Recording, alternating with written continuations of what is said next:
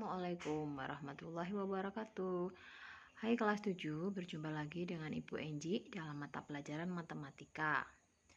Pada pertemuan pertama di semester genap ini, Ibu Enji akan melanjutkan pada materi bangun datar. Dulu ketika kalian di SD sudah mengenal bangun datar kan? Ya, ada segitiga, ada segi empat. Nah, itu contoh-contoh dari bangun datar. Nah, kali ini kita akan lebih detail lagi tentang bangun datar. Bangun datar itu terbentuk dari apa saja, gitu-gitu ya.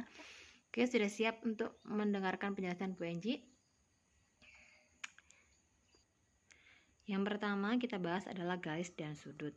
Kenapa? Karena garis dan sudut itu merupakan bagian dari bangun datar. Garis itu adalah, ada yang masih ingat pengertian garis? Ya, kumpulan titik-titik yang diperpanjang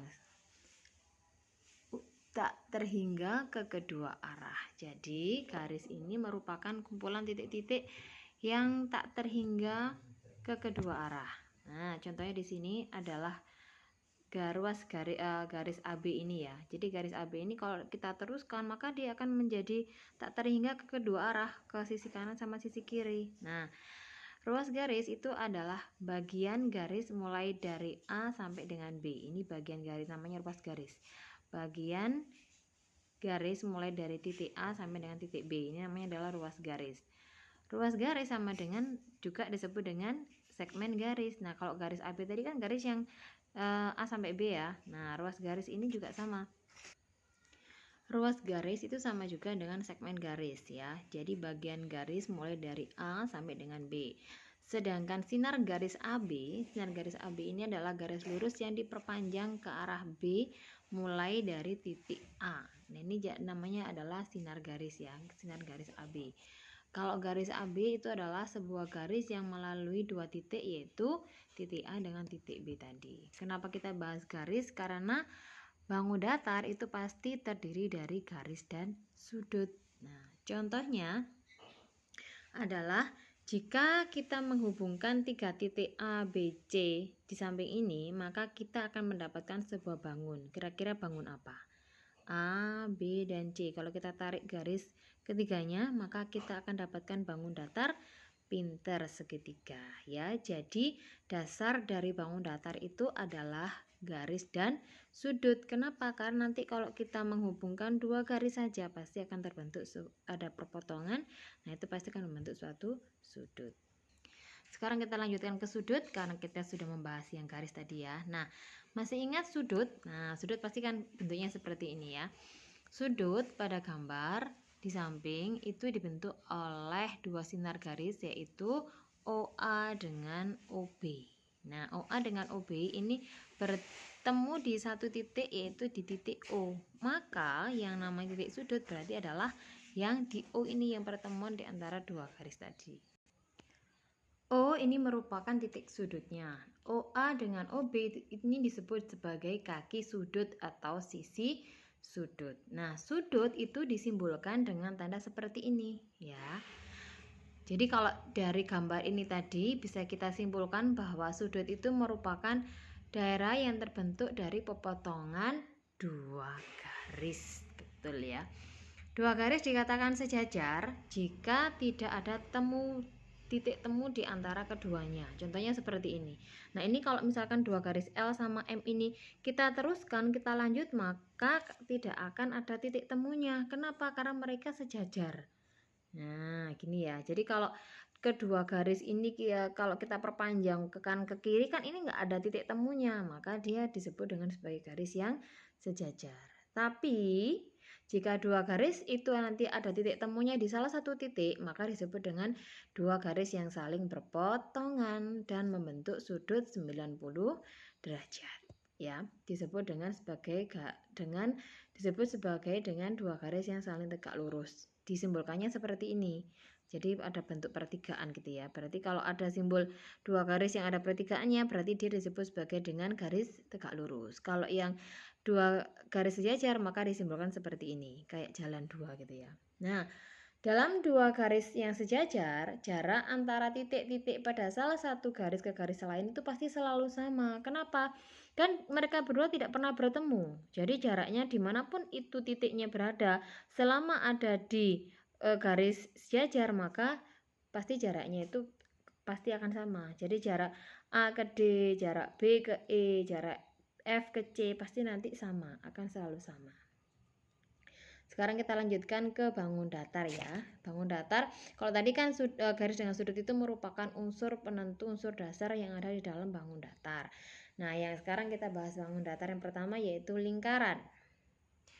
Bu Anji himbau untuk menyiapkan yang namanya busur ya, busur dan juga jangka, karena kita akan membahas tentang lingkaran, kita akan melukis tentang garis dan sudut. Jadi persiapkan busur dan jangka ya. Lingkaran itu merupakan himpunan titik-titik yang berjarak sama dari pusat titik O. Nah, biasanya titik pusat lingkaran itu dinotasikan, disimbolkan dengan huruf O.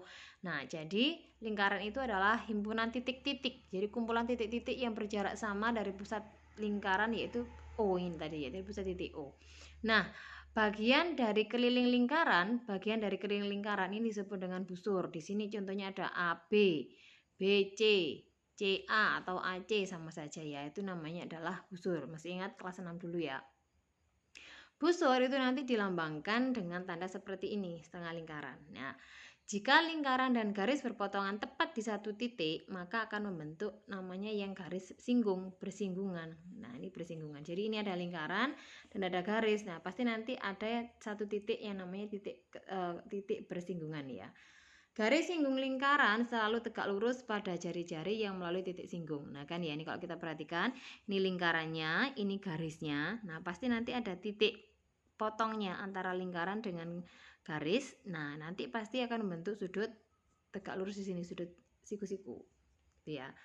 Contohnya di sini lagi ada dua lingkaran yang berdiameter sama, yang pusatnya yaitu di A dan B, di dua, dan mereka akan berpotongan di dua titik yaitu P dengan Q. Jadi ini ada lingkaran A dengan lingkaran B, karena jari-jarinya sama, makanya anak harus siap menggambarnya ini pakai jangka. Kenapa? Kalau pakai jangka pasti kan jari-jarinya sama. Nah, kalau pakai uang kan kita nggak tahu nanti titiknya itu di mana, titik pusatnya. Tapi kalau kita pakai jangka kan jelas ini titik pusatnya ya.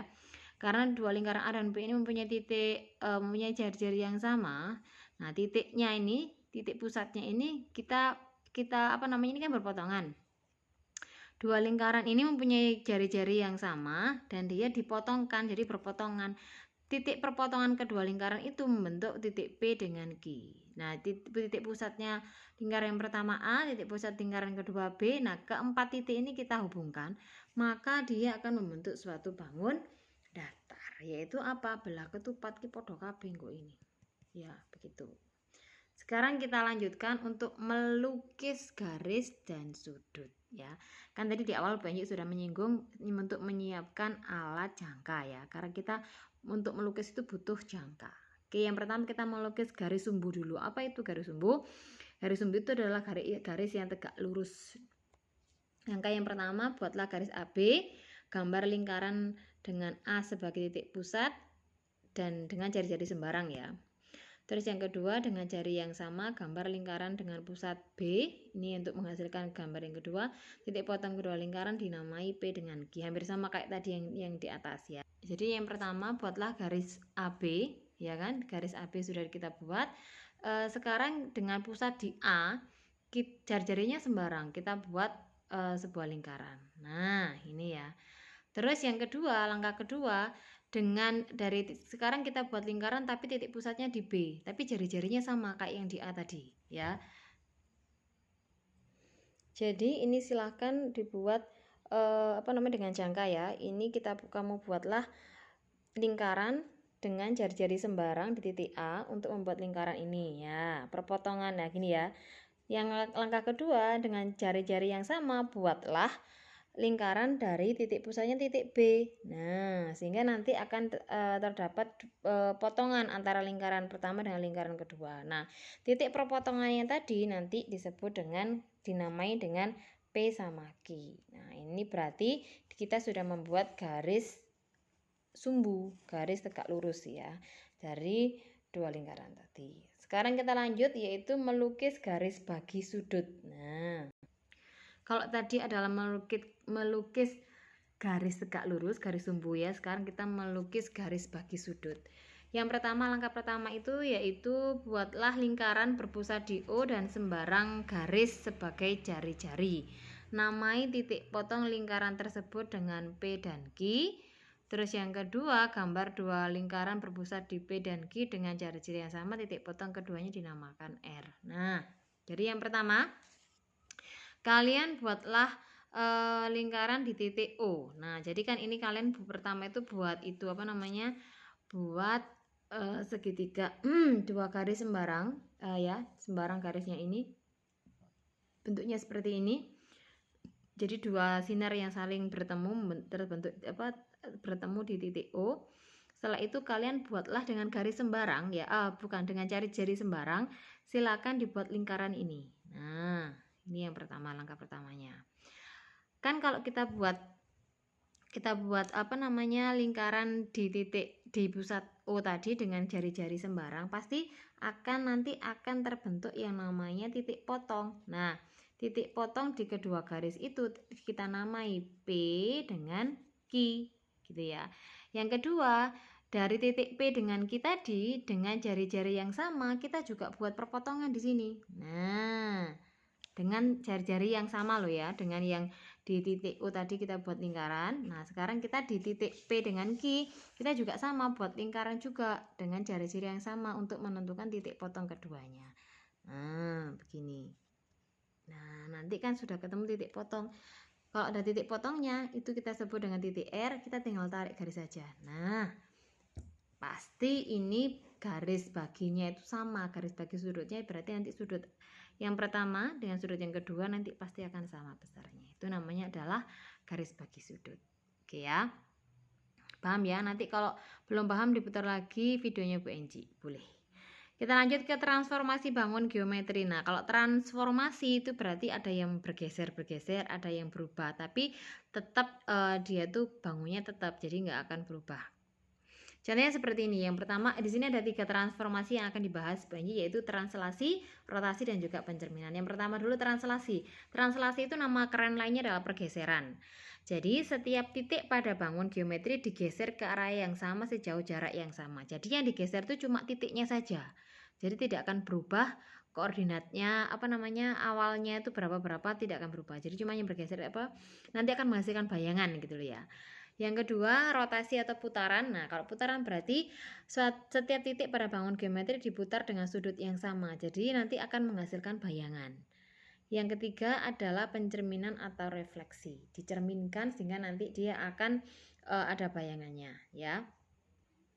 Contohnya seperti ini translasi. Translasi tadi kan bergeseran. Jadi A-nya di sini ada segitiga A, B, C. Karena ditranslasi sejauh, misalkan ini ditranslasi sejauh 1, 2, 3 satuan, maka semuanya bergeser ke arah yang sama dengan 3 satuan. Nah, translasi maka akan menghasilkan bayangan A aksen, B aksen, dan C aksen. Begitu ya. Yang kedua ada rotasi. Rotasi itu berarti bangun datarnya itu dirotasikan, diputar dengan sudut tertentu. Ini misalkan Bu Enji punya yang awalnya adalah segitiga ABC, yang kemudian ini dirotasi sejauh 90 derajat. Sehingga A posisinya 90 derajatnya menjadi di sini, A aksen, B menjadi di sini B aksen, C-nya menjadi C aksennya di sini. Sehingga ini bayangan dari ABC tadi setelah dirotasi membentuk A aksen, B aksen, dan juga C aksen. Yang terakhir adalah pencerminan atau refleksi. Nah, kalau pencerminan itu berbalik sisi ya. Sama kalau kita lagi bercermin di suatu cermin atau kaca itu kan berbalik sisi. Nah, ini di sini contohnya ada cerminnya seperti ini. Ini ada segitiga ABC. Ketika dicerminkan maka terbentuk bayangan A aksen, B aksen, dan C aksen. Nah, berbalik sisi ya. Seperti kayak waktu di SD dulu. Kalian boleh kok untuk mencari sumber belajar yang lainnya, dari buku yang lain boleh, dari YouTube boleh, untuk mengerjakan tugas-tugas berikut ini ya. Cuma ada 3 soal. Yang pertama adalah Dari bangun jajar genjang ABCD di samping, maka sebutkan pasangan garis-garis yang sejajar. Gampang toh? Yang kedua, lukislah garis sumbu pada sisi BC. Nah, di sisi BC ini kalian buat garis sumbu. Garis sumbu tadi seperti apa? Silakan lihat lagi tutorialnya Bu Enji ya. Garis sumbu di sisi BC. Lukislah garis sumbu di sisi BC. Garis sumbu itu sama dengan garis tegak lurus. Nah, yang nomor 2 ada 2 garis seperti ini, ada 2 sinar seperti ini. Tugasnya adalah lukislah garis bagi sudut BAX dan sudut BAY. Nah, kalian membuat garis bagi di antara 2 sudut tadi. Garis bagi kayak tadi ya. Tinggal pokoknya jangan lupa jangkanya. Yang ketiga, segitiga ABC terletak pada koordinat A12, B41, dan C3,3. Lukislah segitiga A aksen, B aksen, C aksen yang merupakan hasil translasi segitiga ABC sejauh 3 satuan ke kiri. Tentukan koordinatnya. Jadi kalian membuat diagram kartesius yang ada sumbu X berpotongan itu loh. Nah, kalian yang pertama berarti langkah pertama kalian buat dulu bangun ABC, segitiga ABC, baru nanti ditranslasi digeser sejauh 3 satuan ke kiri untuk membentuk bayangan A aksen, B aksen, C aksen. Gampang ya. Seperti biasa, kalau sudah selesai bisa langsung dikumpulkan melalui WA-nya Bu Enji. Bu Enji akhiri, wassalamualaikum warahmatullahi wabarakatuh.